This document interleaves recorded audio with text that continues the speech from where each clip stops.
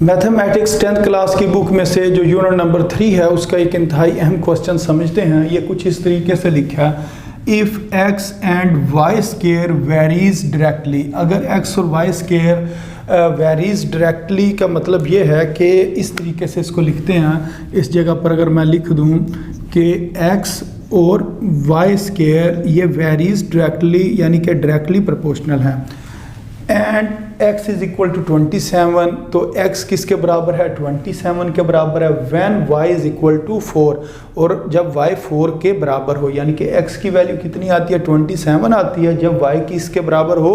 4 के बराबर हो। ये उन्होंने एक कंडीशन दी हुई है कि x किसके बराबर है? 27 के, जब y किसके बराबर होता है जी? 4 के बराबर होता है। एक तो ये उन्होंने बात बता दी। फिर वो कहते हैं find the value of y, तो फिर आपने y की वैल्यू जो है वो फाइंड करनी है जब x किसके बराबर हो? 3 के बराबर हो।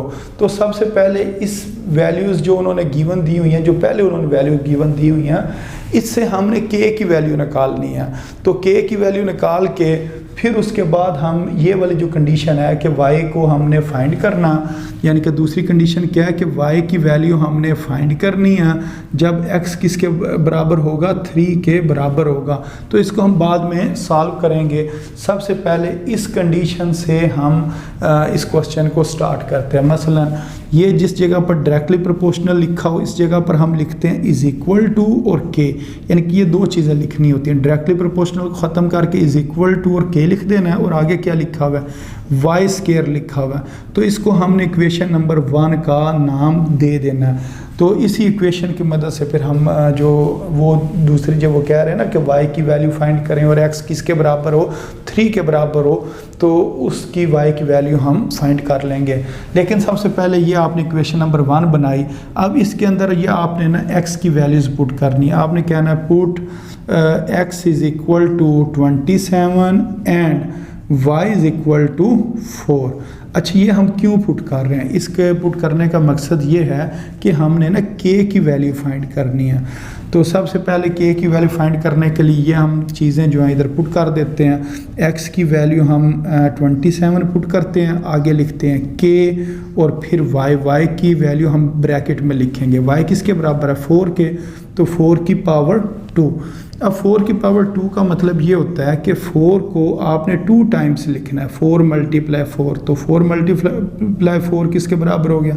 16 के बराबर हो गया। तो जिस जगह पर 4 की पावर 2 लिखा होगा उस जगह पर क्या लिख देंगे? 16 लिख देंगे। ये नहीं करना कि 4 की पावर 2, 4 2 ज़ा 8, इस तरह नहीं करना। 4 की पावर 2 किसके बराबर है? 16 के बराबर है। तो इस जगह पर हम क्या लिख देंगे? 16 लिख देंगे।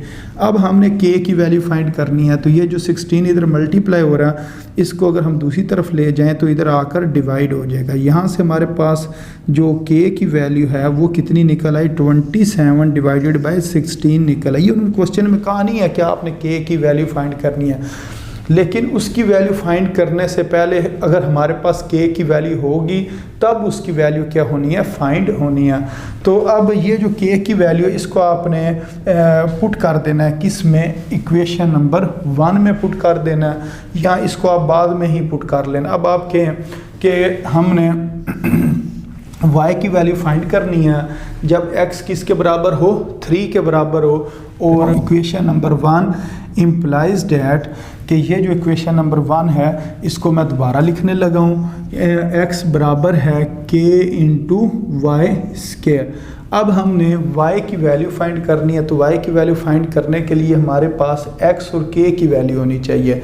तो अब हम कहते हैं put x is equal to 3 के, इसके अंदर अब हमने x की वैल्यू क्या पुट करनी है? 3 पुट करनी है, और k की ये वाली वैल्यू पुट करनी है 27 divided by 16 and k is equal to 27 divided by 16। ये अब हम वैल्यूज़ इधर पुट करते हैं। मसलन x की जगह पर 3 लिखा, k की जगह पर k की वैल्यू पुट कर देंगे 27 डिवाइडेड बाय 16, और इस जगह पर लिखा हुआ है वाई स्केयर, इसको इसी तरह लिखा रहने दें।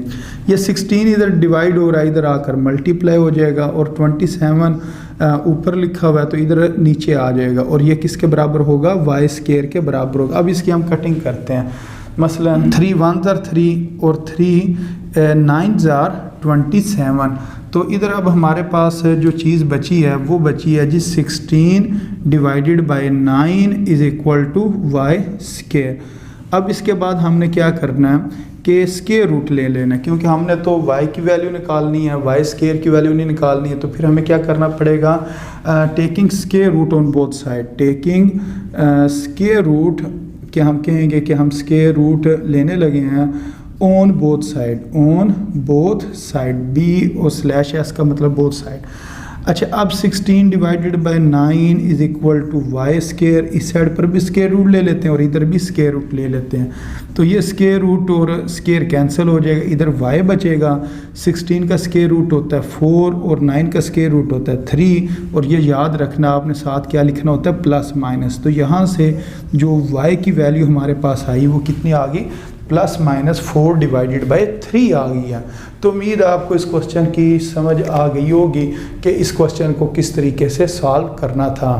तो अपनी दुआ में याद रखें। अस्सलामु अलैकुम वरहमतुल्लाहि वबरकातुहू।